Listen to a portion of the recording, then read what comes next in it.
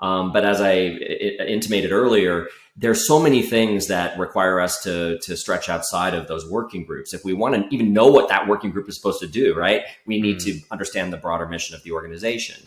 If we have questions that the few people in our working group can't answer, we need to be able to reach outside across the organization to find experts and get answers to questions. We need to be able to onboard effectively, understand a new role or even a new job in a new place in a new company. All of those things, culture, communications, engagement, knowledge sharing, are a very different type of communication.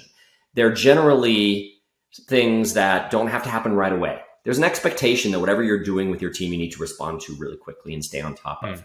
When you think about these other scenarios, there's so many things going on in an organization. No one person should be expected to stay on top of everything. That expectation isn't there, but you should be able to stay in touch with it. And you should be able to find the things that really will help you in your role and in your objectives. You should be able to tap in and pull those things out when you need them. It's sort of like a fast communication, slow communication model.